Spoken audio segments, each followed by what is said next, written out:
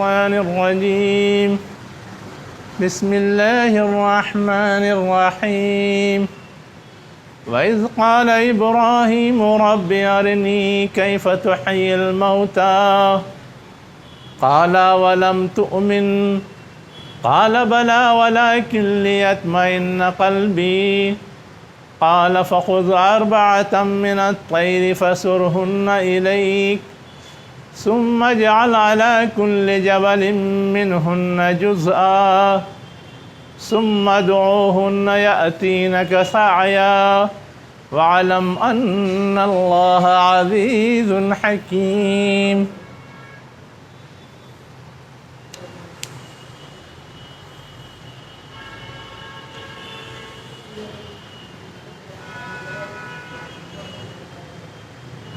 آج ہم لوگ سورہ بقرہ کی 260ویں آیت سے شروع کر رہے ہیں، اور اس میں ابراہیم علیہ السلام کا ایک قصہ سنایا گیا ہے۔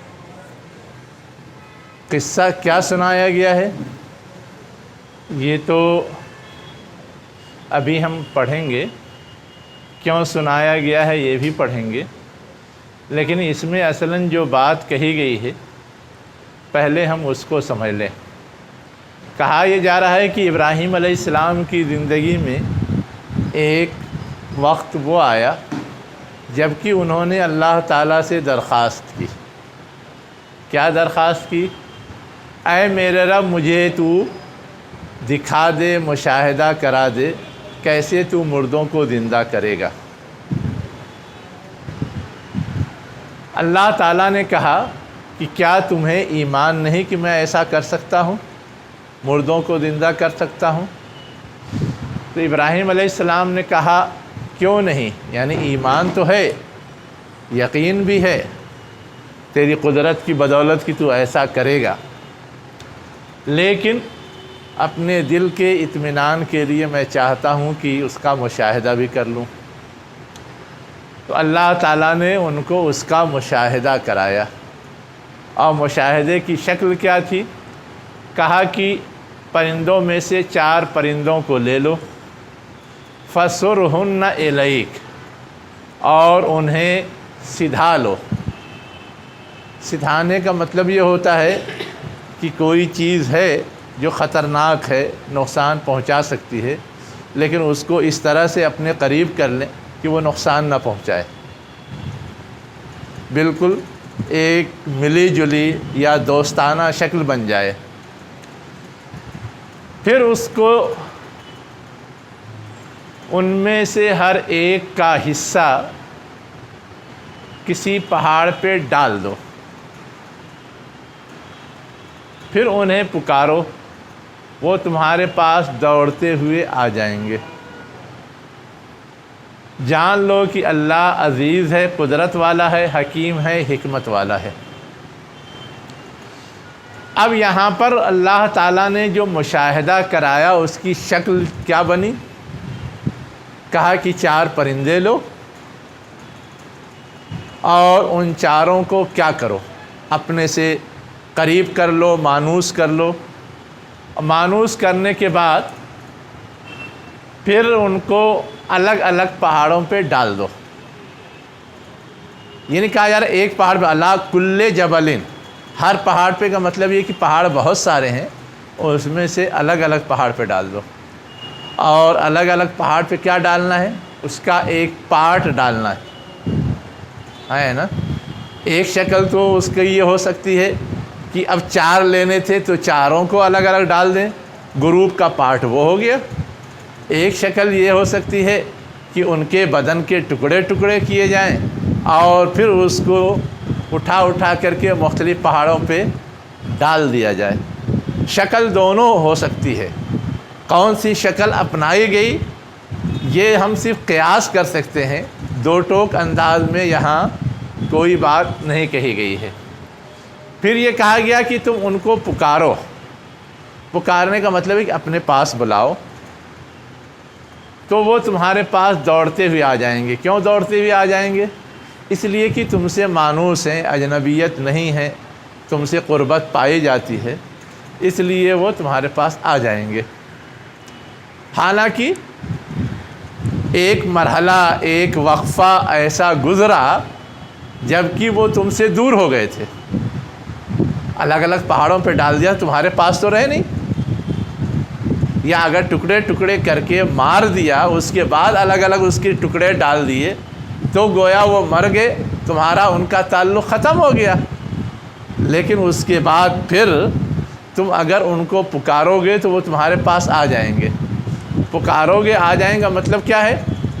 وہ زندہ ہوں گے، یا زندہ ہیں تو وہ تمہاری طرف متوجہ ہوں گے اور اس کے بعد تمہارے پاس آ جائیں گے۔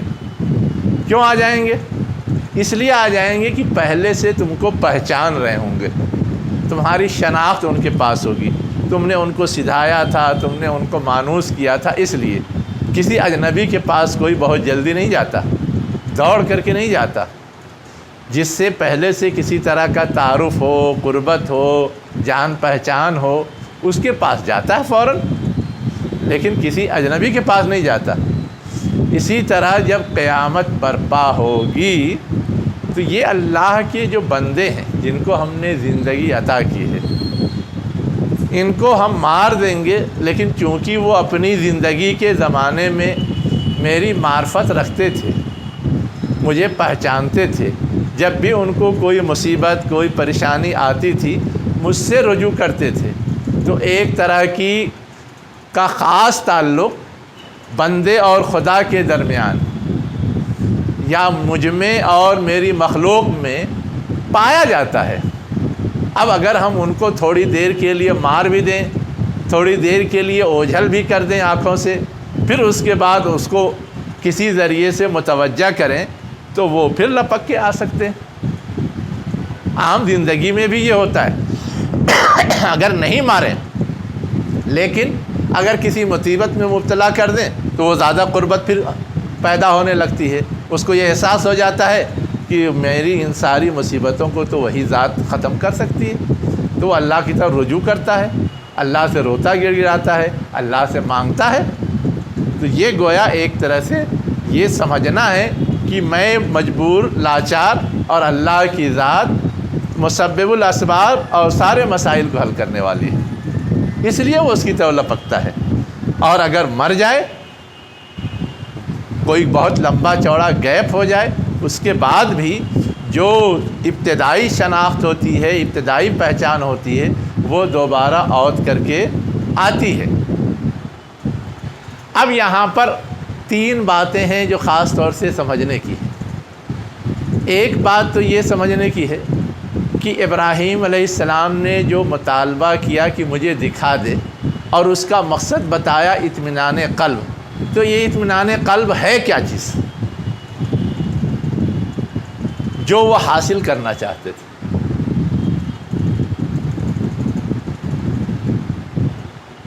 ہے کیا چیز؟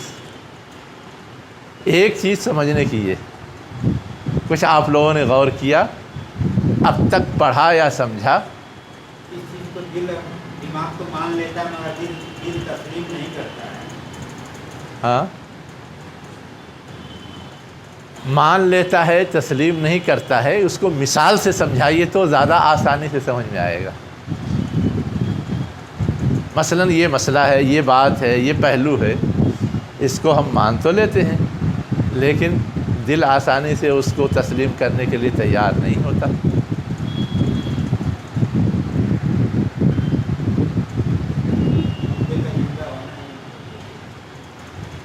مردے کا زندہ ہونا یہ تو ابھی موضوع بحث ہے، اس لیے وہ مثال نہیں، اس کے علاوہ اور کوئی مثال چاہیے۔ ہاں، اس کو کیا، اس کو تو روز مشاہدہ کرتے ہیں، اس میں کیا اطمینان کا مسئلہ ہے؟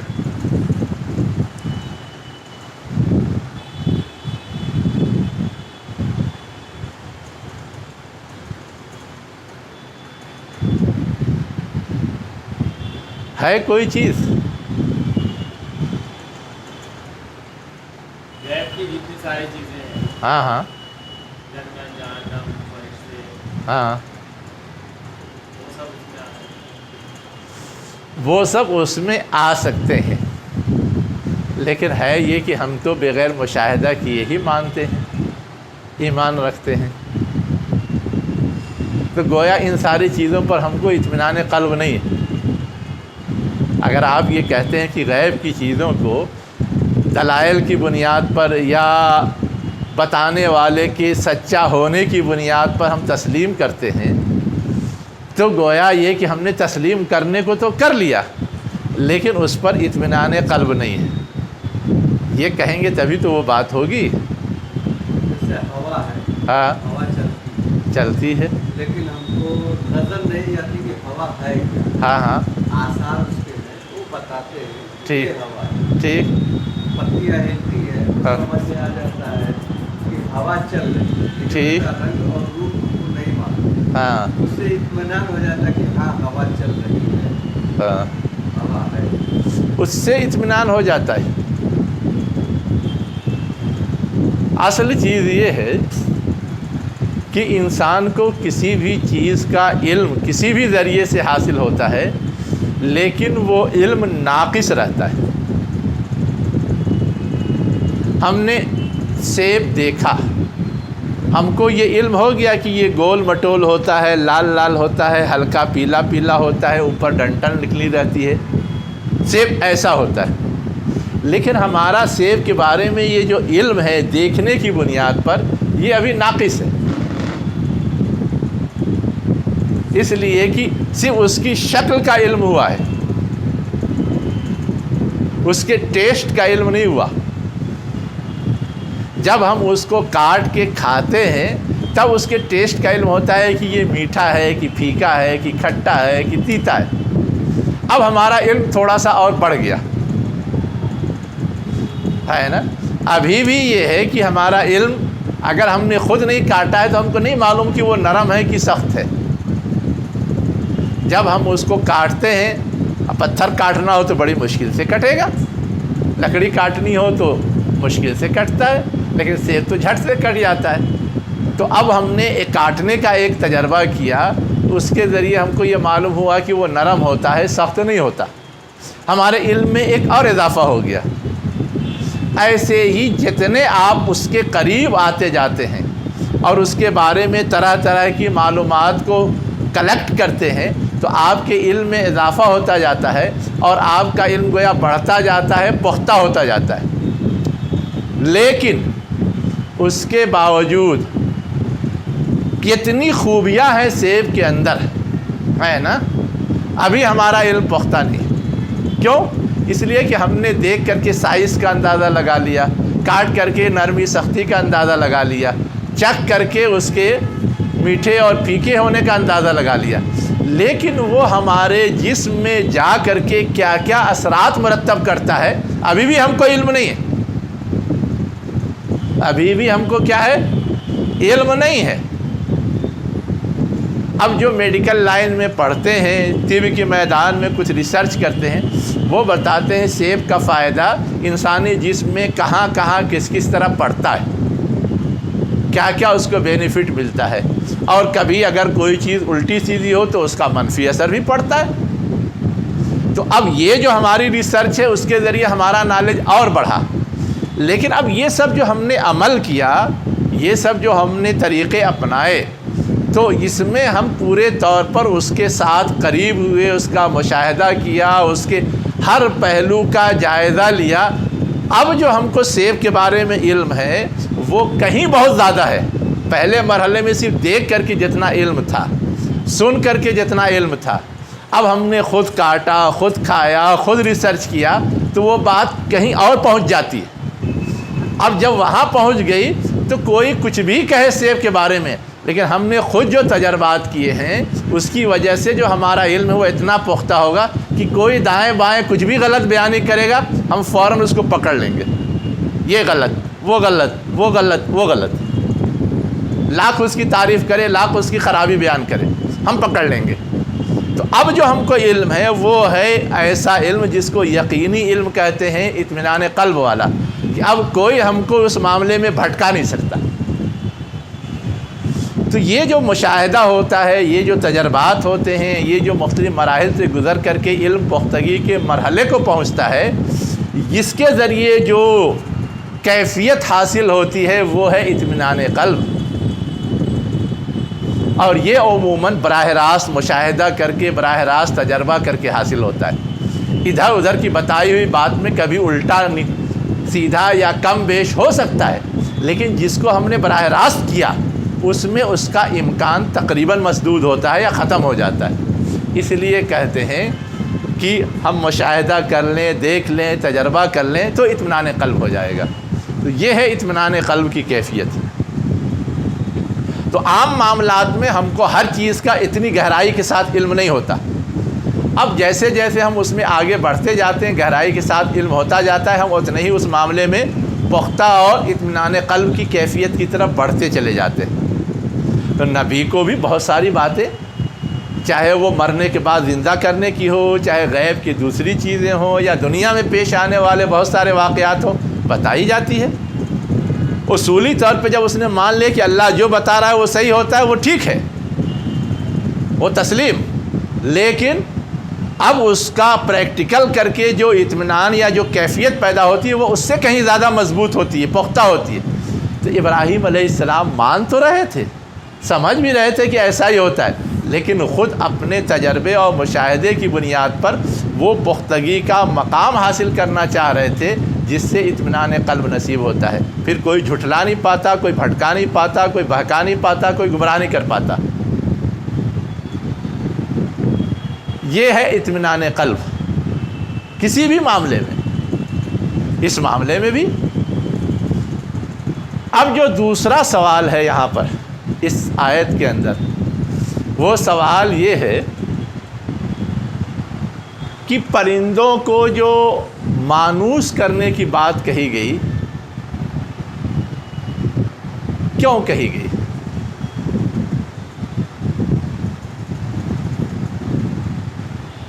इसलिए कि बाद में फैला देने या बिखेर देने के बाद पुकारने पर वो आ जाता है, तो उससे इसका लिंक है, उससे इसका क्या है? लिंक है। कोई भी चीज़ पाल लेते हैं तो उसको खिलाते हैं तो अब पास में आता है, पालते हैं। असल चीज़ ये है कि जब किसी का किसी से किसी भी तरह का ताल्लुक़ पैदा हो जाता है, जिसे उनसियत कहते हैं। क्या कहते हैं? उनसियत। तो वो ऐसी चीज़ होती है जो मुस्तकिल बाकी रहती। बचपन के दोस्त 40 साल गायब हो जाएं, लेकिन फिर मिलेंगे तो वैसे ही दोस्ती की पोजीशन में। बच्चे 25-25 साल जा कर के गैर ममालिक में कमाएं, लेकिन लौट के आएंगे तो वैसे ही माँ बाप की कदर, वैसे ही आल औलाद की मोहब्बत जो 25 साल पहले थी, चाहे गैप हो गया। तो ये चीज़ असल जो पैदा होती है, ये चीज़ लोगों में तो साथ रहने से पैदा होती है, लेकिन अल्लाह और मखलूक़ात या अल्लाह और बंदों का ताल्लुक़ ऐसा है कि उसमें तो गैप का सवाल ही नहीं, इल्ला है कि अल्लाह ताला वक्ती कोई गैप पैदा कर दे, वरना तो वो मुस्तकिल अल्लाह के इल्म में, अल्लाह की निगरानी में हर मखलूक़ है, और उसकी हर ज़रूरत की तकमील अल्लाह ताला कर रहा है। उसका सामान कैसे कैसे करता है हम सोच भी नहीं पाते। उसकी वजह से मखलूक़ात या बंदे और अल्लाह के दरमियान जो उनसियत पाई जाती है, ये ऐसी उनसियत है जिसको ख़त्म नहीं किया जा सकता, और यही उनसियत है जो एक बार के बाद दोबारा मिलाने, करीब करने, ज़िंदा करने, कुछ कहने सुनने, कुछ पूछने पाछने, कुछ हिसाब किताब लेने के लिए कोई आड़े नहीं आती। तो उनको जो चीज़ समझाई वो ये कि तुम ये समझते हो कि मर करके, गल करके ख़त्म हो जाएंगे और किसी तरह का कोई ताल्लुक़ बाकी नहीं रहेगा। यही असल मिसअंडरस्टैंडिंग है। यही क्या है? असलन मिसअंडरस्टैंडिंग है या गलत फहमी है। इसको दूर कर लो, और ये तरकीब सुझा करके उनकी वही गलत फहमी दूर कराई गई। और वही गलत फहमी हर मुनकिर आखिरत के अंदर पाई जाती है, जो ये कहता है कि हम सड़ गल के ख़त्म हो जाएंगे तो फिर दोबारा क्या। ये दूसरी बात है जो इस आयत में समझने की थी। अब तीसरी बात जो इसमें समझने की है वो ये है کہ ابراہیم علیہ السلام کا یہ قصہ جس مقام پر بیان کیا گیا ہے اس کے آگے پیچھے سے اس کا ربط کیا ہے؟ اس سے پہلے وہ آیا تھا نا بستی والا، ہاں، یہ کیسے دیکھا کرے. اس سے پہلے نمرود والا قصہ بھی بیان کیا گیا جس میں اس نے کہا کہ میں رب ہوں مارتا جلاتا ہوں. اس کے بعد اس شخص کا بھی قصہ بیان کیا گیا جو کسی مردہ بستی سے گزر رہا تھا، چاہے وہ شخص عزیر علیہ السلام رہے ہوں یا نہ رہے ہوں. وہاں بھی یہی حقیقت سمجھائی جا رہی تھی اور یہاں بھی وہی حقیقت سمجھائی جا رہی ہے. کیف تحیی الموتى، لیکن تینوں میں فرق ہے. اسی لیے 3 مرتبہ 3 طرح سے باتیں سمجھائی گئی ہیں. اصل جو سمجھنے کی چیز ہے وہ یہ ہے نا. پہلی بات جو نمرود سے ابراہیم علیہ السلام کی ہوئی ہے اس میں یہ ہے کہ وہ خود خدائی کا دعویٰ کر کے مارنے جلانے کی بات کر رہا تھا جو انتہائی غلط تھی. وہاں اس کی تردید ہے نا. گویا اللہ کو وہ مائنس کر رہا تھا، نعوذ باللہ. دوسری جگہ جو قصہ بیان ہوا ہے وہاں یہ ہے کہ زندگی اور موت ممکنات میں سے ہے یا نہیں. زندگی اور موت ممکنات میں سے ہے یا نہیں. تو ایک طرف کھانے پینے کی چیز اور گدھے کو مار کر کے بتایا گیا کہ دیکھو سب سڑ گل گئے، اور پھر زندہ کر کے دکھا دیا گیا کہ دیکھو یہ ممکنات میں سے. اور یہاں کیا ہے؟ اللہ تعالیٰ ہی مارنے جلانے والا ہے، پہلے سے تسلیم ہے. جیسے ہم مسلمانوں کا معاملہ ہوتا ہے، مر کر کے زندہ کیے جائیں گے، یہ بھی ممکنات میں سے. ہم دنیا میں روز مشاہدہ کرتے رہتے، بہت ساری چیزیں سڑتی گلتی ہیں، مٹ جاتی ہیں، ختم ہو جاتی، غائب ہو جاتی ہیں، پھر دوبارہ آ جاتی ہیں، دوبارہ ان کے اندر زندگی لوٹ آتی ہے. پیڑ پودے ہوں یا اور دوسری بہت ساری مخلوقات ہوں، اس کا ہم مشاہدہ کرتے ہیں. لیکن اس کے آگے زندہ کر کے پھر جو حساب و کتاب کے لیے اسی خدا کے پاس پہنچنا ہے جو پیدا کرنے والا ہے، جو زندہ کرنے والا ہے، وہ کتنا پریکٹیکل ہے، وہ کتنا قابل فہم ہے. اس کمزوری میں عموماً کفار اور مشرکین پہلے ہی مرحلے میں لڑک چکے ہوتے ہیں، اس لیے یہ سوال ان کی طرف سے زیادہ نہیں اٹھتا. جو لوگ مان رہے ہوتے ہیں ان کو شرح صدر کے لیے اس کی ضرورت ہوتی ہے. اسی لیے اس اسٹیپ کے حوالے سے بھی یہاں ان کو سمجھا دیا گیا ہے. تو تینوں میں تھوڑا 3 طرح کے پہلو یا اینگل ہیں، اور اسی لیے ہر ایک کو یہاں بیان کر دیا گیا تاکہ بات کسی بھی پہلو سے تشنا نہ رہ جائے، ناقص نہ رہ جائے. ٹھیک. اب یہاں تک یہ ساری چیزیں بیان کرنے کے بعد ایک نئی بحث شروع ہو رہی ہے.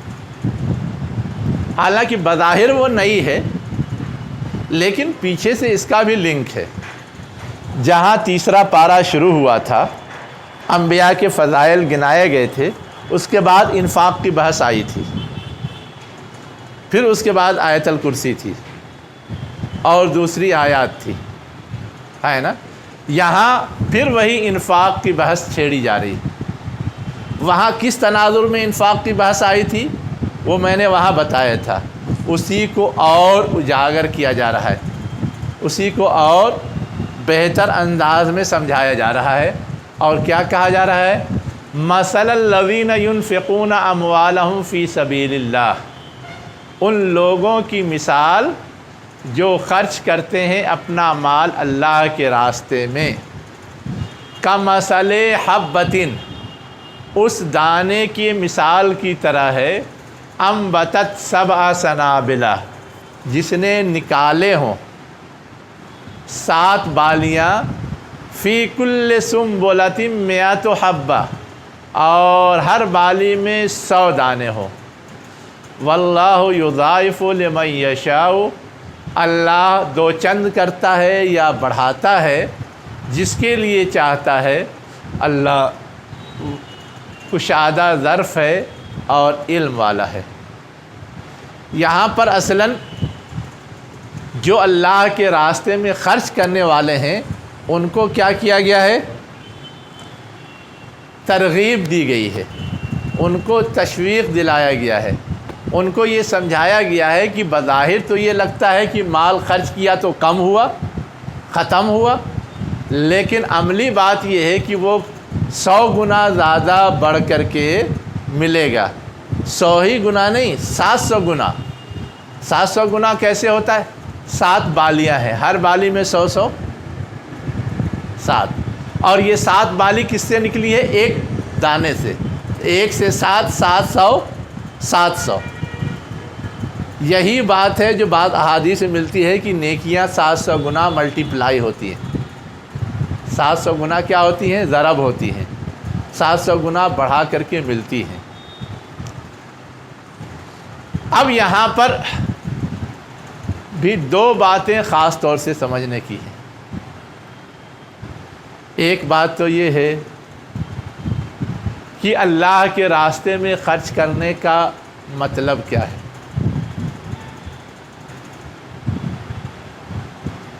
جب اللہ کے راستے کا ہم لوگ لفظ بولتے ہیں کیا مراد لیتے ہیں؟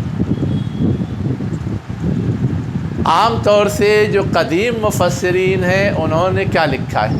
جہاد۔ اور بہت آگے بڑھ کے لکھا ہے تو حج۔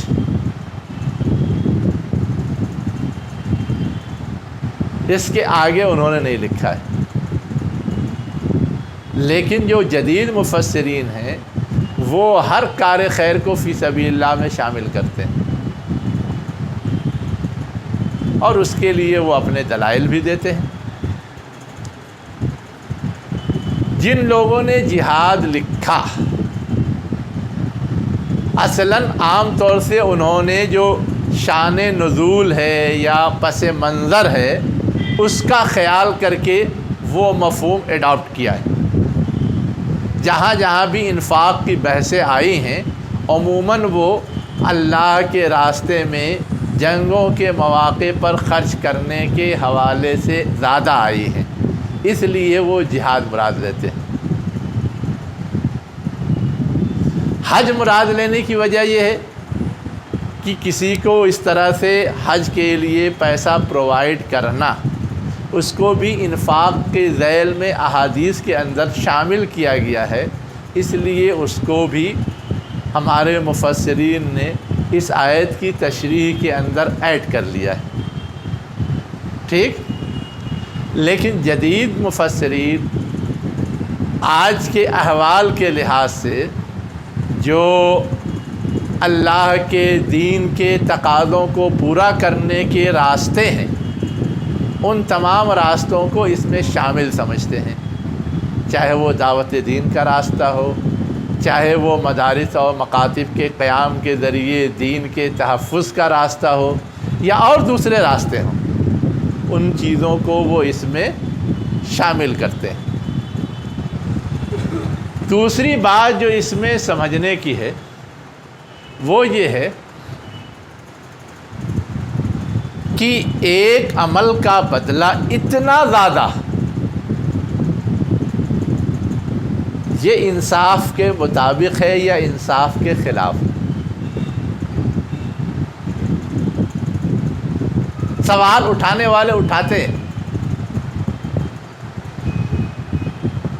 جیسے ہم اور آپ کسی کو کسی کا حق الخدمہ دیتے ہیں، چاہے وہ ہمارے مزدور ہوں، چاہے وہ ہمارا کوئی کام انجام دینے والے ہوں، مزدور نہ ہوں، لیبر ہوں، یعنی یہ جو خدمات انجام دیتے ہیں، الیکٹریشین کو بلایا وہ ہمارا مزدور تو ہے نہیں، گاڑی پہ بیٹھ کے ہم کہیں گئے وہ ہمارا مزدور تو ہے نہیں۔ لیکن اب ان خدمات کو انجام دینے والے کو اگر ہم اس کے اجرت یا اس کی مزدوری دیتے ہیں تو ایک ہے کہ جتنا اس نے کیا اس کے لحاظ سے اتنا بنے گا، تھوڑا بہت زیادہ دے دیں کوئی اعتراض نہیں، لیکن اگر بہت زیادہ دیں تو ہمارے ہی درمیان وہ لوگ بھی نظر آ جاتے ہیں جو کہتے ہیں یہ تو عادت بگاڑ رہا ہے، سب کے لیے مسئلہ پیدا کر رہا ہے، سب کے وہ خراب کر رہا ہے، کل کو تو یہ عام لوگوں کی رسائی میں یا پہنچ میں نہیں ہوگا کہ اتنا دے دے کر کے کام کر لیں یا کروا لیں۔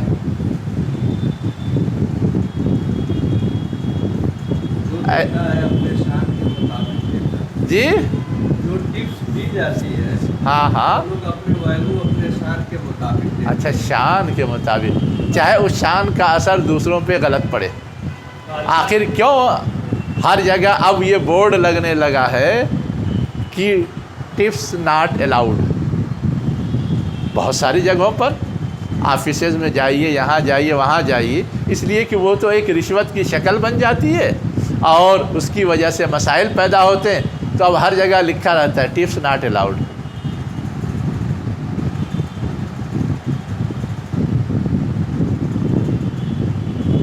تو اللہ کی خزانے میں کوئی کمی نہیں ہے، وہ جتنا چاہے دے۔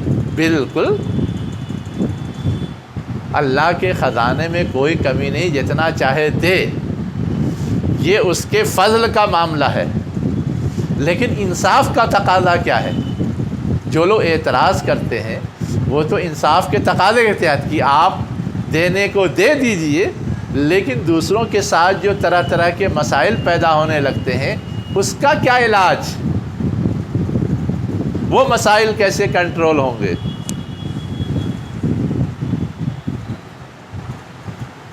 اللہ کے ساتھ تو کوئی ہے نہیں۔ ارے ہم لوگ جو ایسے لوگوں کے ساتھ رہتے ہیں، مسئلہ ہمارا ہے نا۔ ٹپس پہ اعتراض کون کرتا ہے؟ عام آدمی جس کے بس میں یہ نہیں ہوتا کہ وہ بہت زیادہ ٹپس دے کر کے بڑی سہولیات حاصل کر لے، وہی نا اعتراض کرتا ہے۔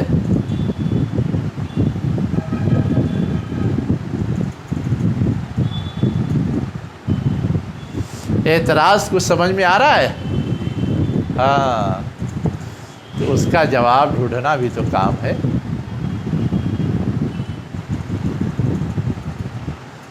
لفظی ترجمہ کوئی مشکل کام نہیں ہے۔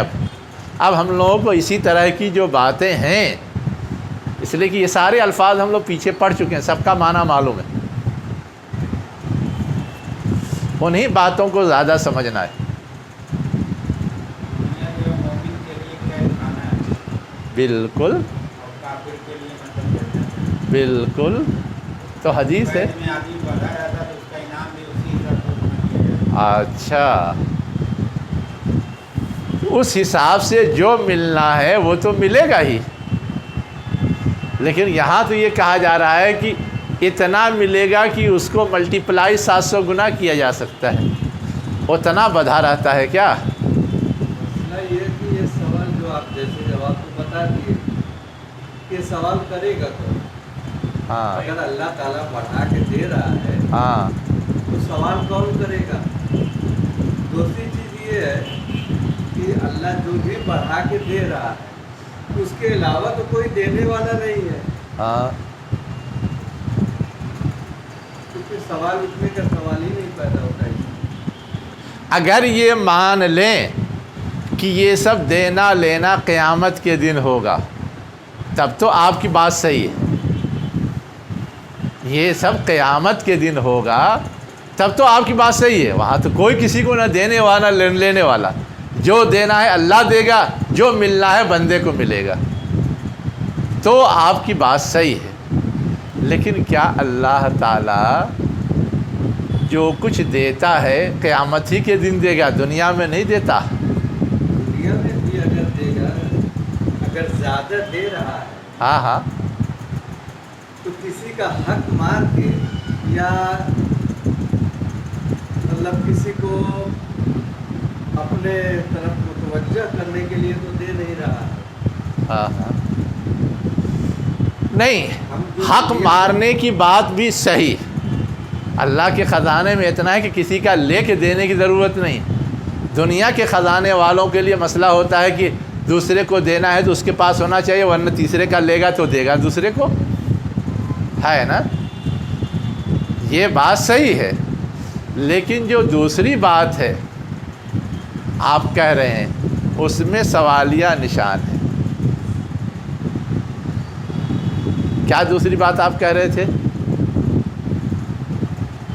مطلب وہ رشوت ٹائپ تو جائے گا نہیں؟ رشوت ٹائپ بالکل نہیں جائے گا، لیکن سوال یہ ہے کہ ہم کو اور آپ کو کیا یہ احساس نہیں ستاتا کہ ہمارا ہی ساتھی بڑا مالدار ہوا جا رہا ہے، اللہ تعالیٰ اتنا اس کو نوازے جا رہا ہے، اور ہم پھوٹی کوری کے لیے محتاج ہیں؟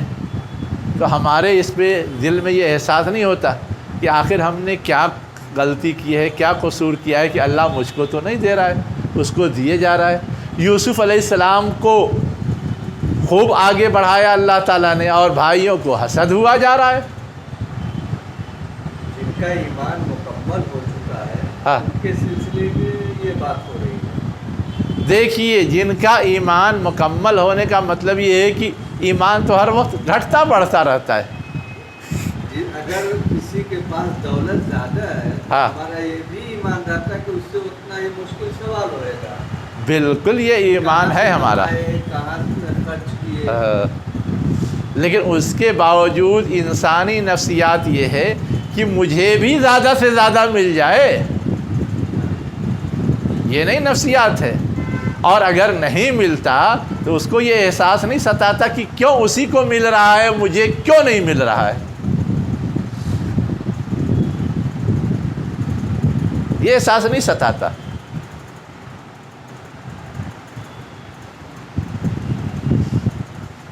چلیے، تو اس سوال کو تھوڑا سا گرہ دیجیے اور جواب تلاش کیجیے، دیکھیے کچھ اور ملتا ہے کیا۔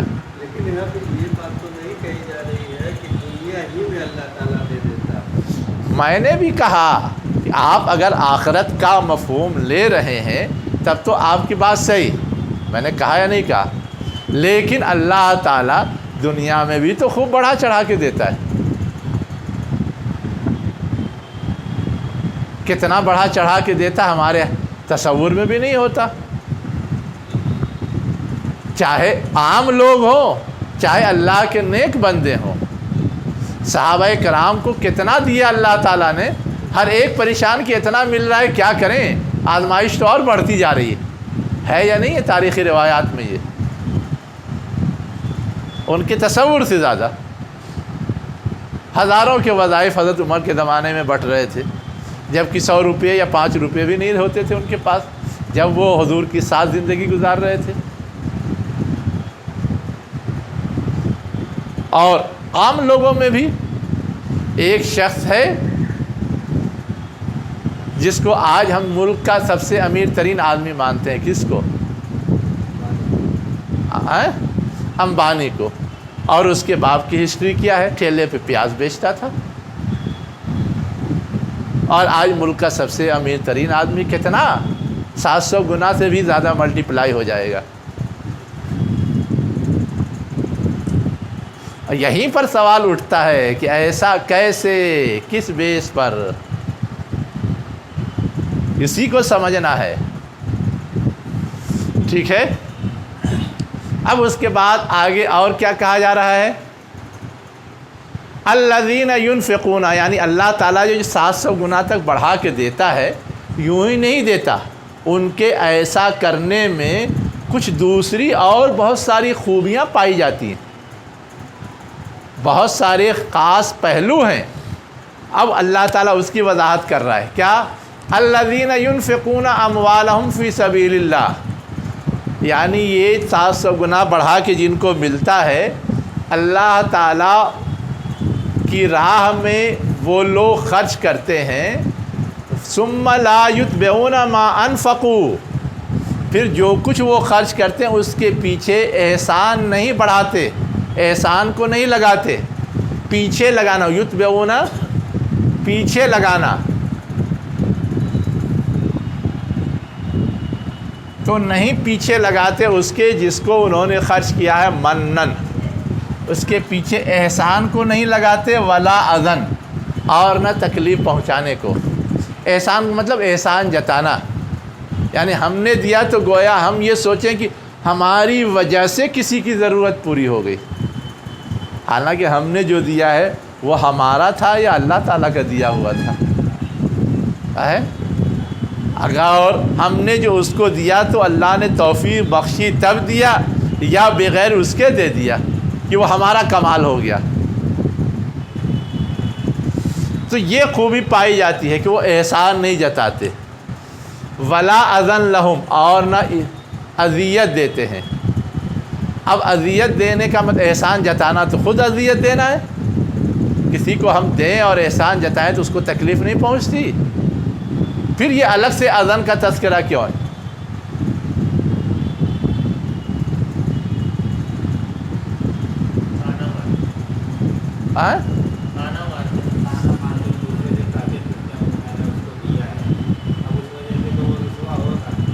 اچھا، اور نہیں کہیں تو کیا اذیت نہیں پہنچتی؟ آج کل جو بہت فوٹو کھچوا کے دیا جاتا ہے، اس سے نہیں اذیت پہنچتی؟ چھپے دینے کے بجائے علل اعلان دیتے ہیں، اس سے نہیں اذیت پہنچتی؟ اور اس سے آگے بہت سارے لوگ دے کر کے اپنا کام بھی نکالتے ہیں۔ کیا کرتے ہیں؟ دے کر کے اپنا کام بھی نکالتے ہیں، یعنی ایسے لوگوں کو دیں گے کہ کبھی کام پڑ جائے تو وہ ہمارا کام کر دے، حالانکہ دیا تو ہم نے فی سبیل اللہ، لیکن ذہن میں کیا ہے؟ Double gain. ایسے آدمیوں کو ڈھونڈ کے دیا کہ کبھی وقت پڑا تو اس کو بلائیں گے تو فوراً آ جائے گا، کام کر دے گا۔ اس سے زیادہ محتاج دوسرا تھا لیکن اس کو نہیں دیا۔ اب جو ہم اس سے کام کروا کے لے رہے ہیں اس کے بدلے میں اس سے اذیت نہیں پہنچتی؟ گویا آپ نے اپنے کام کے لیے دیا تھا یا فی سبیل اللہ دیا تھا؟ اور اس سے آگے اذیت پہنچانے کی جو شکل ہوتی ہے وہ یہ ہوتی ہے کہ ہم اس کا ادھر ادھر خوب چرچا کریں، فلانا ایسا ہے، فلانا ایسا ہے، فلانا ایسا ہے، کاہل ہے، کام چور ہے، کچھ نہیں کرتا ہے، ہمیشہ مانگتا رہتا ہے۔ یہ بھی تو ہوتا ہے، دینے کو تو دے دیا، لیکن اب 10 لوگوں سے ہم کہہ رہے ہیں محنت نہیں کرتا، کماتا نہیں ہے، بیٹھا رہتا ہے، صرف مانگ کے کام چلاتا ہے، وغیرہ وغیرہ۔ اب یہ سب اطلاعات اس کے پاس پہنچے ہیں تو اس کو اذیت نہیں پہنچے گی؟ تو اذن لہم میں یہ سارے پہلو آتے ہیں۔ اگر یہ چیز نہ پائی جائے تو وہ خرچ گویا ایک مخلصانہ خرچ ہو جاتا ہے نا، بے ریا کا خرچ ہوتا ہے، اس کی قدر بڑھ جاتی ہے، اور اگر یہ ساری چیزیں ہوں تو اس کی قدر گھٹ جاتی ہے۔ اجرہم عند ربہم، یعنی وہ جو کچھ خرچ کرتے ہیں اس کا اجر ان کے رب کے پاس ہے، اس کا کوئی بدلہ کسی بھی پہلو سے وہ اپنے آپ اپنی ذات پر وصول کرنا یا لینا نہیں چاہتے۔ ولا خوف علیہم ولا هم یحزنون، اور نہ ان کے لیے کوئی خوف ہے اور نہ غم۔ اب خوف اور غم کا یہاں پہ کیا مطلب ہوگا؟ خوف اور غم کا مطلب یہ ہوگا یہاں پر کہ جب بندہ مال خرچ کرتا ہے تو شیطان ڈراتا ہے کہ خرچ کرو گے تو خود فقیر ہو جاؤ گے، ہے نا؟ قرآن میں دوسری جگہ آیا ہے۔ تو اب جو اللہ کے راستے میں مخلصانہ خرچ کرتا ہے اس کو ایسا خوف نہیں ستاتا کہ میں خرچ کروں گا تو میں غریب ہو جاؤں گا، اس کے دل میں تو اصل یہ حوصلہ جذبہ ہوتا ہے کہ دوں گا تو اللہ اور دے گا۔ لیکن جو منافق صفت ہوتے ہیں ان کے دل میں کیا ہوتا ہے کہ خرچ کروں گا تو کچھ بچے گا نہیں، کم ہو جائے گا، کوئی مصیبت آ گئی تو کیسے کام چلے گا، ہاتھ پھیلانا پڑ جائے گا، یہ کرنا پڑ جائے گا، وہ کرنا پڑ جائے گا، اس لیے روک کے رکھے رہو۔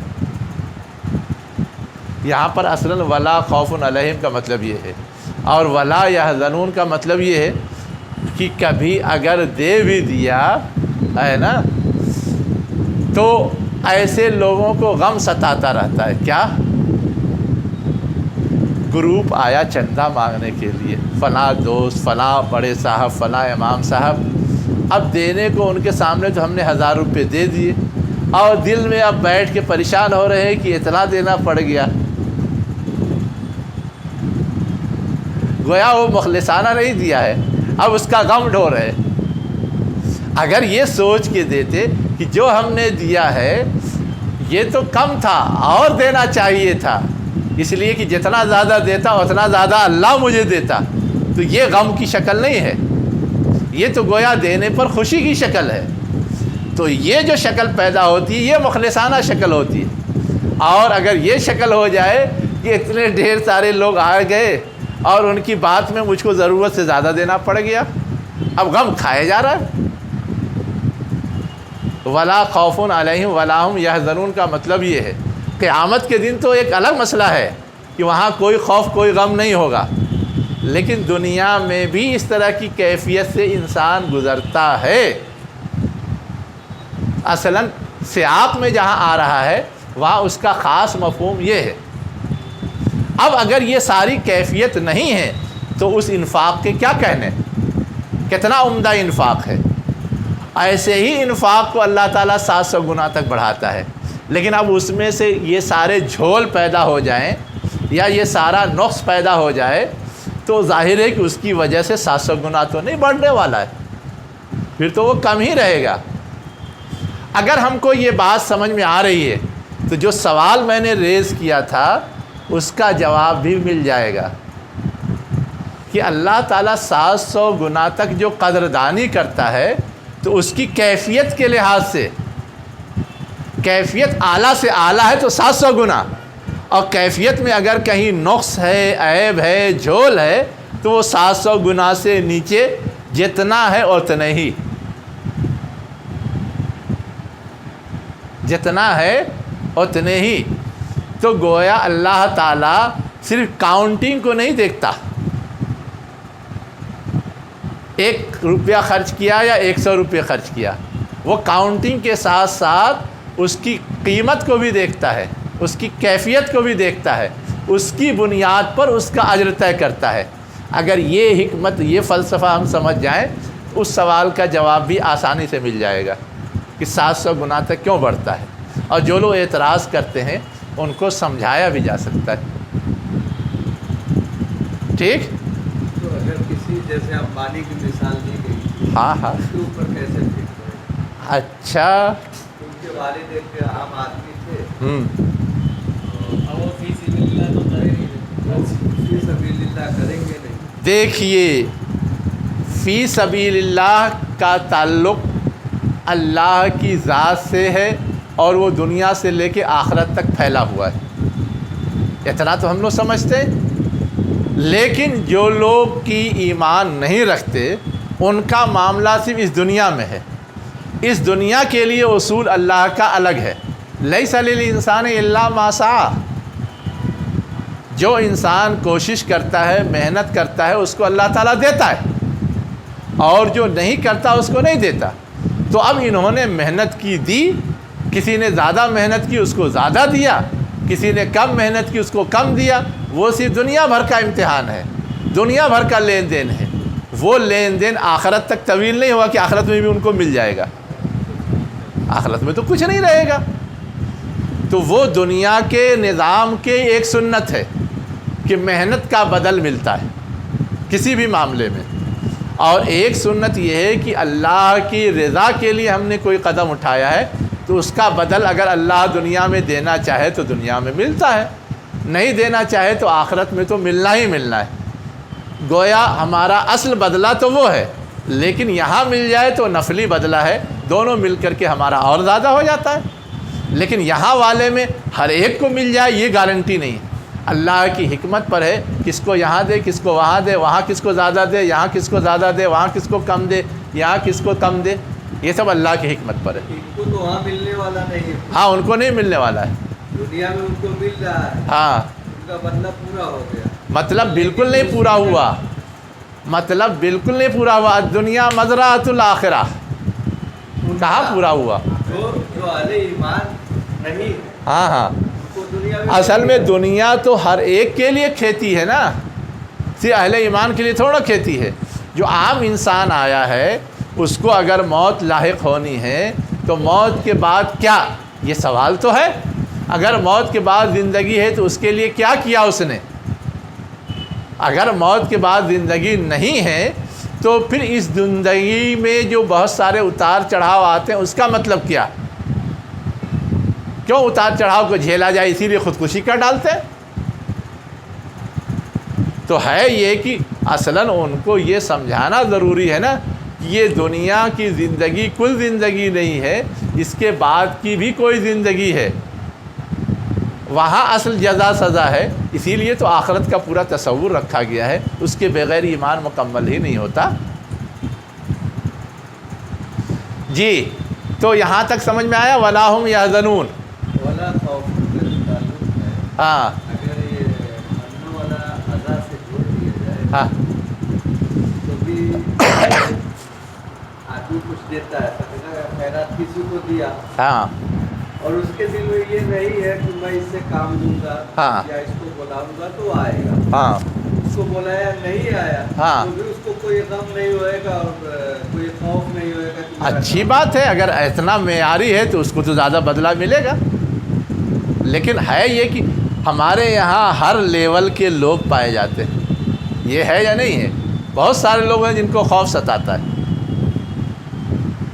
بخیلی کا مظاہرہ کرتے ہیں، جیسے اپنے ورکروں کو دیتے ہیں ہاں یہ سوچ کے دیں کہ آئے نہ آئے مطلب نہیں، ٹھیک، کوئی مسئلہ نہیں۔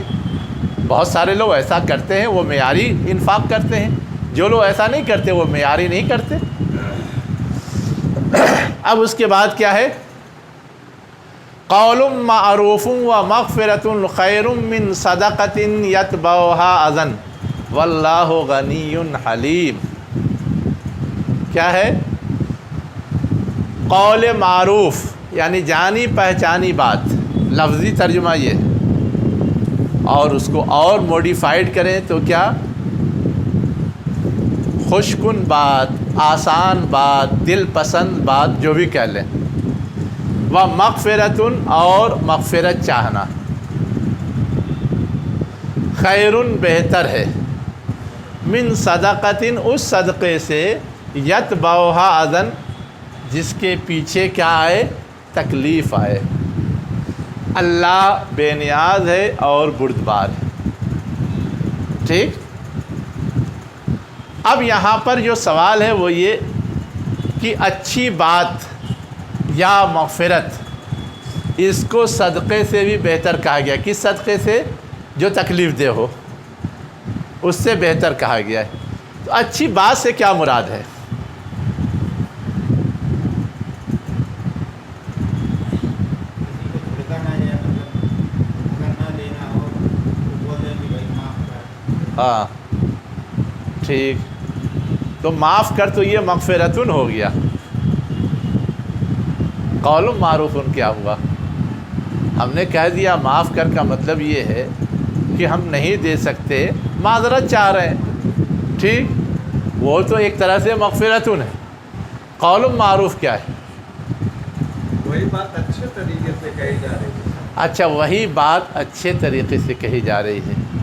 کیا یہ نہیں ہو سکتا کہ ایک آدمی اگر اپنی ضرورت پیش کر رہا ہے اور ہم اس کی مدد کرنے کی پوزیشن میں نہیں ہیں تو کم سے کم اس کے لیے دعائے خیر کر دیں کہ اللہ کہیں سے اس کی ضرورت پوری کر دے؟ وہ اور بہتر شکل ہے یا صرف معذرت کر لینا بہتر شکل ہے؟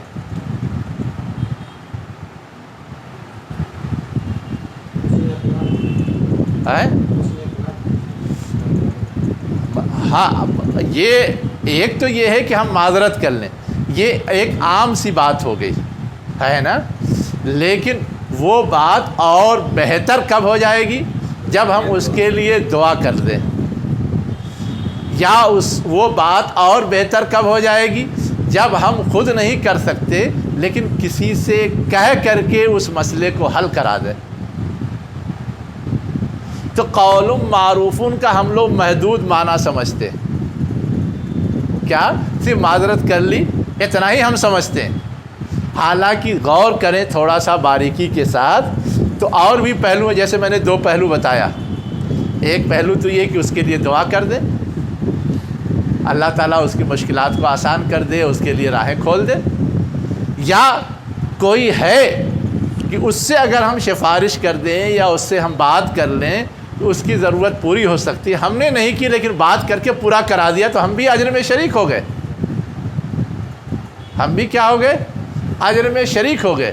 تو یہ جو الفاظ ہیں یہ اتنے مختصر صحیح، رہنمائی بھی ہے۔ ہاں، لیکن یہ کہ اس میں بہت وسعت ہے، یہ اصل سمجھنے کی ضرورت ہے۔ تو ہم کو بہت اس کا محدود معنی یا مطلب نہیں سمجھنا چاہیے، اس کے اندر جو وسعت پائی جاتی ہے ساری وسعت کو اس میں شامل سمجھنا چاہیے۔ ٹھیک؟ اب یہ بات کہی گئی کہ ایک طرف دینا اور ستانا، گویا ہم دے کر کے اس کی ضرورت پوری کر رہے ہیں لیکن اس کے اندر کیفیت نہیں ہے، اس لیے وہ مائنس چلا گیا۔ اور ہم نہیں دے رہے ہیں، معذرت کر رہے ہیں، صرف دعا کر رہے ہیں، کسی سے اس کی ضرورت پوری کروا دے رہے ہیں لیکن کیفیت ہم نے باقی رکھی ہے، تو یہ چیز صرف کیفیت کی وجہ سے بہتر ہے، صرف کیفیت کی وجہ سے۔ یہاں کیفیت مجروح ہو گئی ادا کی وجہ سے، اور یہاں ہم نے ادا کو بچا لیا، مائنس کر دیا، اس سے کمتر کام کر رہے ہیں، پتہ نہیں اس سے اس کی ضرورت پوری ہوگی کہ نہیں ہوگی، اس کا کام بنے گا کہ نہیں بنے گا، لیکن پھر بھی ہمارا جو مظاہرہ ہے، ہمارا جو طرز عمل ہے، ہمارا جو رول ہے، ہمارا جو کردار ہے وہ بہتر ہے، اس لیے کہ ہم نے اس کی کیفیت کو کا تحفظ کیا ہے، اس کے کیفیت کا پاس و لحاظ رکھا ہے۔ یہ خاص بات ہے جو یہاں سمجھنے کی ہے۔ آگے اللہ کیا کہہ رہا ہے؟ اللہ غنی حلیم۔ غنی کا مطلب بے نیاز، یعنی احسان جتانا جو ہے یہ تو گویا خود غرضی کی بات ہو گئی۔ احسان جتا کر کے ہم کوئی فائدہ حاصل کرنا چاہتے ہیں، چاہے اپنا نام و نمود ہی صحیح، یا کسی سے کوئی کام نکالنا ہی صحیح، یا کسی کی تحقیر کرنا اور اپنی عزت کا مظاہرہ کرنا ہی صحیح، لیکن ہم اللہ کے لیے کر رہے ہیں تو اللہ کو تو ان چیزوں کی ضرورت نہیں ہے، اور اللہ تعالیٰ جب کسی کو دیتا ہے، نوازتا ہے، تو وہ ان چیزوں سے بے نیاز ہوتا ہے۔ ایک بات تو اللہ تعالیٰ نے کی یہ صفت ہے، دوسری صفت اس سے زیادہ خطرناک ہے۔ آپ کہہ رہے ہیں کہ اللہ کی صفت اور خطرناک، خطرناک کن معنوں میں؟ کہ یہ جو تکلیف پہنچانا ہے، احسان جتانا ہے، اس سے اللہ کا غصہ بھڑکتا ہے، اور اس غصے کی وجہ سے تو ایسا کرنے والے کے خلاف اللہ کی طرف سے کوئی کارروائی ہو جانی چاہیے، یہ کہنے کا مطلب ہے۔ لیکن اللہ تعالیٰ فوری کوئی کارروائی نہیں کرتا، کیوں؟ اس لیے کہ وہ حلیم ہے، بردبار ہے، حلیم ہے، بردبار ہے، ورنہ اس غلطی کا اور اس رویے کا تقاضا تو یہ تھا کہ فوراً اس پہ گوشمالی کر دی جاتی، فوراً اس پہ گرفت کر دی جاتی، لیکن اللہ تعالیٰ فوراً اس طرح گرفت نہیں کرتا، تھوڑا سنبھلنے کا موقع دیتا ہے، کیوں؟ حلیم ہے۔ ورنہ جب چاہے اللہ تعالیٰ اس کا مال روک دے، جب چاہے اللہ تعالیٰ اس کا مال برباد کرا دے، کوئی چیز ناممکن ہے؟ بطور سزا کوئی بھی فیصلہ اللہ کا صادر ہو جائے، ایک دم سیدھے ہو جائیں، ایک دم راہ راست پہ آ جائیں، ساری اکڑ فو نکل جائے، سارا احسان جتانا بھول جائیں، لیکن نہیں، اللہ تعالیٰ بردبار ہے، اس لیے فوراً ایسے اقدامات نہیں کرتا۔ تو یہ نہیں سمجھنا چاہیے کہ اللہ تعالیٰ نہیں پکڑ رہا ہے تو گویا ہم ہی صحیح ہیں، ہم ہی بڑا اچھا کر رہے ہیں، ورنہ کوئی غلطی کرتے تو اللہ پکڑتا نا، اللہ سزا دیتا۔ تو اس غلط فہمی میں بھی بعض لوگ مبتلا ہوتے ہیں۔ اب آگے کیا کہا جا رہا ہے؟ یہ تو اصولی بات سمجھائی گئی اب اس کی روشنی میں براہ راست ہدایت دی جا رہی. یا ایھا الذین آمنوا لا تبطلوا صدقاتکم بالمن والاذی. اے وہ لوگوں جو ایمان لائے ہو، اپنے صدقات کو احسان اور تکلیف سے باطل نہ کرو، خراب نہ کرو، بیکار نہ کرو. اب یہاں اہل ایمان کو کہنے کا مطلب یا تو کمزور اہل ایمان یا منافق صفت لوگ ہوں گے، یا کامل ایمان کا تقاضا مراد لیا جائے گا، جو چاہے وہ لے لے. ٹھیک. اور پھر اس کی مثال آگے کیا دی جا رہی ہے؟ کالذی ينفق مالہ رئاء الناس. اس شخص کی طرح جو اپنا مال خرچ کرتا ہے لوگوں کو دکھانے کے لیے. ریا دکھانا، دکھاوا کرنے کے لیے. ولا یؤمن باللہ والیوم الآخر. اور اللہ اور یوم آخرت پر ایمان نہیں رکھتا. کیا مطلب ہے؟ کہ جو اس طرح سے دکھاوے کے لیے خرچ کرتا ہے، اللہ پہ ایمان نہیں رکھتا، یوم آخرت پہ ایمان نہیں رکھتا، تو اس کا خرچ ضائع جاتا ہے. دنیا میں ایک کافر، ایک مشرک دکھاوے کے لیے، نام و نمود کے لیے جو غریبوں میں بانٹتے ہیں، تو یہاں چاہے ان کا نام ہو جائے لیکن اس کا کوئی اجر تو ملنے والا نہیں ہے. تو گویا اس کو جو ایک بڑا فائدہ مل سکتا تھا ایمان اور یوم آخرت کے تصور سے، اس سے وہ محروم ہے. تو تم بھی اگر ویسے ہی احسان جتان کر کے اس طرح کا خرچ کرو گے تو گویا تم پر بھی وہی خیال، وہی تصور دکھاوے والا غالب ہے. اللہ کی رضا اور آخرت کے اجر کی طلب والا پہلو جو ہے وہ ختم ہے. اس لیے تمہارے اس طرح کے خرچ کا انجام بھی ویسا ہی ہوگا. تمہارے اس طرح کے خرچ کا انجام بھی کیا ہوگا؟ ویسا ہی ہوگا. اب اسی چیز کو مثال سے سمجھایا ہے، اسی بات کو کیا کیا ہے؟ مثال سے بتایا ہے. کیا؟ فَمَثَلُهُ پر اس کی مثال کَمَثَلِ صَفْوَانٍ عَلَيْهِ تُرَابٌ. اب یہ صفوان کس کو کہتے ہیں؟ چٹان، جو چکنا چٹان ہوتا ہے،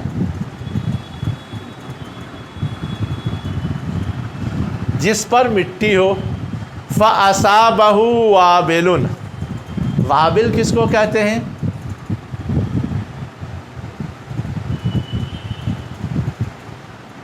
تیز بارش. کیا؟ موسلادھار بارش یا تیز بارش.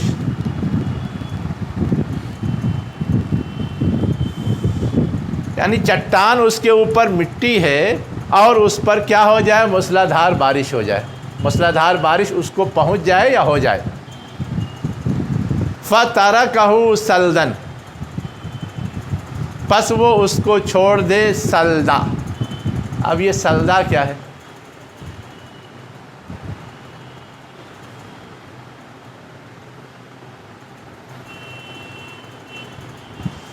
چٹان کے اوپر مٹی ہے تو مٹی میں کچھ نہ کچھ اگنے کا یا نکلنے کا امکان ہے.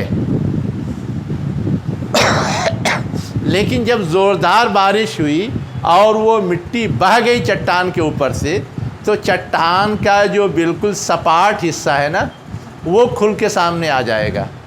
گرچہ اس پہ پانی پڑا لیکن اس میں کسی چیز کے اگنے کا یا کسی چیز کے لہلہانے کا امکان ہے، اس سے کسی چیز کے برآمد ہونے کا امکان ہے. مٹی ہوتی تو پودا اگتا، کچھ اور گھاس پھوس نکلتی، کچھ پھل پھول نکلتے، کچھ بھی ہوتا. لیکن جب وہ مٹی ہی صاف ہو گئی تو اب صرف جو چٹیل حصہ ہے، سرفیس ہے، اوپر کی سطح جو ہے، تو یہ سلدا اصلاً بولتے ہیں کھلے سرفیس کو یا چٹیل سرفیس کو، سطح کو. کس کو بولتے ہیں؟ سلدا. جو پتھر کا اوپری حصہ بالکل کھلا اوپن ہوتا ہے اور چکنا ہوتا ہے نا. تو اب آپ چکنی سطح کہہ لیں یا چٹیل سطح کہہ لیں، جو چاہے کہہ لیں، جس پر کوئی چیز اگنے کا امکان نہ ہو. پس وہ یعنی وہ موسلادھار بارش اس کو یعنی اس چٹان کو سلدہ بالکل چکنی سطح کی طرح چھوڑ دیتا ہے۔ لا یقدرون علی شیء مما کسبوا، وہ قدرت نہیں رکھتے ہیں یا نہیں رکھیں گے اس کسی بھی چیز پر اس میں سے جو انہوں نے کمایا۔ یعنی اب اگر اس چٹیل میدان کے ذریعے کوئی کچھ حاصل کرنا چاہتا، یعنی اس چٹان کے ذریعے کوئی کچھ حاصل کرنا چاہتا ہے تو نہیں کر سکتا، چاہے بارش ہوئی ہے۔ ویسے ہی کوئی اگر خرچ کرتا ہے لیکن اس خرچ کے بعد اس نے احسان جتایا تو گویا بارش جو موسلادھار تھی اس کے ذریعے اس نے اس خرچ کے اثر کو زائل کر دیا۔ اب وہ اسی چکنی سطح کی طرح خالی ہے۔ اب چکنی سطح جس طرح کوئی پودا نہیں اگا سکتا، ویسے ہی دکھاوے کے لیے یا احسان جتا کر کے خرچ کرنے والے نے احسان جتا کر کے جو اجر مل سکتا تھا اس کو اس طرح سے صاف کر دیا کہ اب اس میں سے مزید کچھ اس کو فضل یا بخشش ملنے کا امکان یا اجر ملنے کا امکان نہیں ہے۔ واللہ لا یہدی القوم الکافرین، اللہ کیا ہے؟ کافر قوم کو ہدایت نہیں دیتے، یعنی ایسا جو لوگ کرتے ہیں وہ کافرانہ رویہ ہے۔ مما کسبوا کیوں کہا؟ کہ بظاہر انہوں نے خرچ کیا، کچھ حاصل کرنے کی کوشش کی، چاہے وہ نام و نمود ہی ہو، لیکن اس کا بینیفٹ انتہائی بیکار، انتہائی بے معنی۔ اور اس کے بالمقابل جو اللہ کی رضا کے لیے خرچ کرتا ہے اس کی بھی مثال دے دی گئی۔ مثل الذین ينفقون اموالهم ابتغاء مرضات اللہ، ان لوگوں کی مثال جو خرچ کرتے ہیں اپنا مال اللہ کی رضا چاہنے کے لیے، وتثبیتا من انفسہم، اور جمنے جمانے کے لیے۔ تثبیت معنی کیا ہوتا ہے؟ ثابت قدم کرنا یا ثابت قدم رہنا۔ من انفسہم، اپنی جانب سے، خود اپنے آپ کو بھی ثابت قدم رکھنے کے لیے، اور جس کو دے رہے ہیں وہ مجبوری میں تو ادھر ادھر لڑک سکتا تھا، لیکن اس کو مل گیا ہے تو وہ بھی ثابت قدم رہے گا، جمے گا، پروان چڑھے گا، اٹھے گا۔ تو تثبیتا من انفسہم، تو اب ان لوگوں کی مثال جو اس طرح سے اللہ کی رضا اور اپنے اور سامنے والے کی بقا کے لیے یا اس کی ثابت قدمی کے لیے خرچ کرتے ہیں، کس کی مثال ہے؟ کمثل جنۃ بربوۃ، ایسے باغ کی مثال ہے۔ جنت مانے باغ ہوتا ہے۔ بربوۃ، جو اونچے ٹیلے پر ہو۔ ربوہ کیا کہتے ہیں؟ ابھرے ہوئے چیز کو کہتے ہیں ربوہ۔ ربا یربو مانے کیا ہوتا ہے؟ پروان چڑھنا، اٹھنا۔ ربوہ اٹھا ہوا، اب ٹیلا اٹھا ہوا ہوتا ہے تو اس ٹیلے کو اصل میں کہتے ہیں باغ، ٹیلے کے اوپر ہو، اونچی جگہ پر ہو۔ اونچی جگہ پہ باغ زیادہ خوبصورت بھی لگتا ہے اور زیادہ پھل پھول بھی دیتا ہے۔ اگر باغ بہت زیادہ گھرا ہوا ہو، گڈھے میں ہو، تو وہ خوبصورت بھی نہیں لگتا اور بہت زیادہ پھل پھول بھی نہیں دیتا، اس لیے کہ نہ اس کو پوری دھوپ ملتی ہے نہ کچھ اور دوسری چیزیں ملتی ہیں۔ اصابہا وابل، کیا ہو؟ ہاں، اصابہا وابل، جسے پہنچی ہو کیا؟ وابل۔ وابل کا مطلب کیا ہے؟ موسلادھار تیز بارش۔ اگر بارش بھی پہنچ گئی تو گویا اس کے جو پھل پھول ہیں یا اس کے جو نفع بخشی ہے وہ بڑھ جاتی ہے۔ فآتت اکلہا ضعفین، تو وہ باغ کیا کرتا ہے؟ اپنے پھل پھول، کھانے کی چیز، اکل مانے کھانے کی چیز جس سے انسان فائدہ اٹھاتا ہے، پس وہ اپنے کھانے کی چیز یا پھل پھول دیتا ہے 2 گنا۔ یعنی نارمل وے میں بھی وہ دے گا، لیکن اگر بارش ہو گئی تو زیادہ دے گا، 2 گنا دے گا۔ فَإِن لَّمْ يُصِبْهَا وَابِلٌ، اور اگر اسے تیز بارش نہیں ملی ہے، فَتَلٌّ، اب یہ تلن کیا ہے؟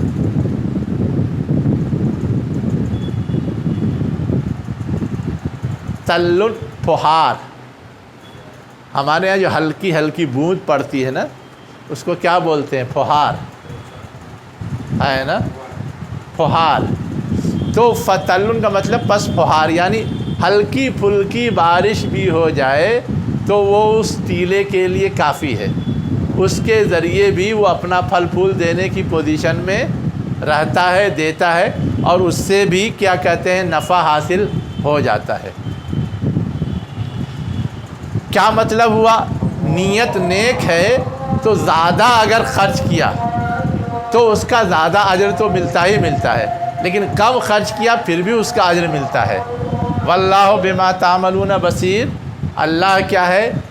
جو کچھ تم کرتے ہو اسے دیکھ رہا ہے، جو کچھ تم کرتے ہو اسے دیکھ رہا ہے، یعنی کس نیت سے تم خرچ کر رہے ہو، کس طرح سے تم خرچ کر رہے ہو، وہ اللہ کی نظر میں ہے، اسی لحاظ سے تم کو اس کا بدلہ دے گا۔ اب آگے ایک بات کی طرف اور اشارہ کیا گیا ہے۔ کیا اشارہ کیا گیا ہے؟ اَیَوَدُّ أَحَدُکُمْ أَن تَکُونَ لَهُ جَنَّةٌ مِّن نَخِیلٍ وَأَعْنَابٍ تَجْرِی مِن تَحْتِہَا الْأَنْہَارُ لَهُ فِیہَا مِن کُلِّ الثَّمَرَاتِ، کیا تم میں کا کوئی شخص پسند کرتا ہے کہ اس کے پاس ایک باغ ہو؟ من نخیل و اعناب، کھجور کا اور انگوروں کا، نخیل کھجور اور اعناب انگوروں کا، تجری من تحت الانہار، جس کے نیچے نہریں جاری ہوں، جس کے نیچے کیا ہو؟ نہریں جاری ہوں، لہو فیہا من کل الثمرات، اور اس میں اس کے لیے ہر طرح کے پھل ہوں۔ یہاں تو صرف دو پھل کا تذکرہ تھا جو زیادہ ان کے یہاں اہم مانا جاتا تھا، لیکن باغ ہے تو اور بھی ہو سکتا ہے، یا یہی دونوں چیز ہے تو مختلف ویرائٹی کی ہو، کھجور کی بھی 50 ویرائٹی ہے، انگور کی بھی 50 ویرائٹی ہے، تو ثمرات سے مراد دوسرے پھل بھی لیے جا سکتے ہیں، یا مان لے کہ دو ہی کا تذکرہ ہوا ہے تو اس کی ویرائٹیز لی جا سکتی، اس کی ویرائٹیز لی جا سکتی۔ وَأَصَابَهُ الْكِبَرُ، اب یہ باغ ہے، باغ میں دنیا بھر کے پھل ہیں، اب پھل ہیں تو بڑی نعمت ملنے کی توقع ہے، بڑی اچھی فصل آنے کی توقع ہے، اور خاص طور سے کب؟ جب محنت کرنے کی پوزیشن کم ہو تو جو لگایا ہوا پہلے سے رہتا اسی سے ساری امید وابستہ ہوتی، اس سے یہ ہو جائے گا، اس سے وہ ہو جائے گا، اس سے وہ ہو جائے گا، اور اگر جوانی ہے تو یہ سب نہیں سوچتا، کر کے حاصل کر لیں گے۔ تو یہاں کیا کہ وَأَصَابَهُ الْكِبَرُ، اور اسے بڑھاپا لاحق ہو، یعنی وہ محنت کرنے کی پوزیشن میں نہ ہو، کہ اگر ایسا نہ ہو تو محنت کر کے بھی وہ حاصل کر سکتا ہے۔ اب اس کا سارا انحصار انہی چیزوں پر ہے۔ وَلَهُ ذُرِّيَّةٌ ضُعَفَاءُ، اور اس کے پاس ایسے بچے ہیں جو کمزور ہیں۔ کمزور کا مطلب کیا؟ محنت مزدوری کر کے کما کر کے کھانے کی پوزیشن میں نہیں ہے۔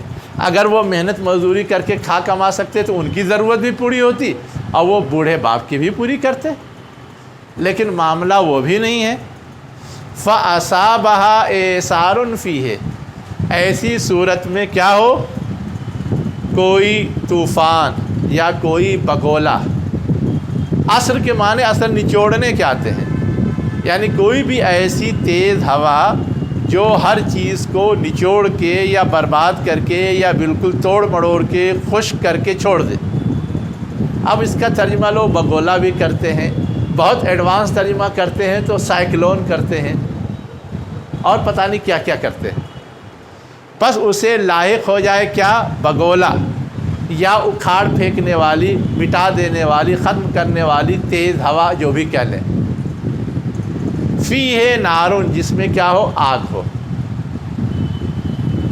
بعض لوگوں نے لو بھی ترجمہ کیا ہے، اس میں لاحق ہو جائے کیا؟ ایسی لو جس میں کہ انتہائی حرارت ہو، نار گرمی ہو، شدت ہو، جلا کے رکھ دے. ہوتا ہے ایسا فصلوں کے ساتھ. فَاحْتَرَقَتْ، بس وہ کیا ہو؟ جل جائے. اب جب جل جائے گا تو انجام کیا ہوگا؟ جس سے امیدیں تھیں وہی سب ختم. ایسا ہی معاملہ جو لوگ انفاق کرتے ہیں دکھاوے کے لیے، اس کے لیے اس کے لیے، یا احسان جتاتے ہیں اور دوسری خامیاں اس کے اندر پائی جاتی ہیں. بظاہر تو انہوں نے باغ لگا دیا، باغ خوب خرچ بھی کر دیا، گویا باغ بظاہر پھل پھول والا لگایا ہے، لیکن اندر سے جو اس کے ہم نے خرابی رکھی ہے کیفیت میں، وہ ویسے ہی خرابی ہے جیسے کوئی بگولا آ کر کے جلا کے برباد کر دے. تو وہی من اور اذا کیا ہے؟ وہی بگولا ہے جو جلا کے سارے کار خیر کو برباد کر دیتی ہے. اب یہ جو مثال دی ہے کس لیے؟ یہ سمجھنے کے لیے کہ ایسا جس طرح کوئی فائدہ بوڑھے کو نہیں پہنچاتا اتنا سب ہونے کے باوجود، اور وہ پریشان کا پریشان خود بھی اور اس سے متعلق لوگ بھی، ویسے ہی دکھاوے کے لیے یا احسان جتا کے خرچ کرنے والے کا معاملہ ہے کہ بظاہر وہ کر رہے ہیں، دنیا سمجھ بھی رہی ہے، امیدیں بھی وابستہ ہیں، لیکن نو رزلٹ، بیکار. كَذَلِكَ يُبَيِّنُ اللَّهُ لَكُمُ الْآيَاتِ لَعَلَّكُمْ تَتَفَكَّرُونَ. اسی طرح اللہ تعالیٰ اپنی نشانیاں بیان کرتا ہے شاید کہ تم غور و فکر کرو. یعنی یہ جو مثال دے کے سمجھایا گیا ہے اصلاً وہ منافقین جو مختلف جنگوں اور غزوات کے موقع سے اللہ کے راستے میں انفاق نہیں کرتے تھے ان کو. اور کیا کہا گیا کہ دیکھ لو دنیا ہی میں کس کس طرح کی صورتیں پیش آتی ہیں، اسی سے عبرت اور نصیحت حاصل کر لو. یہی سوچنے کے لیے یہ ساری مثالیں بیان کی گئی ہے، شاید ہوش ٹھکانے آ جائے. وآخر دعوانا ان الحمد للہ رب العالمین.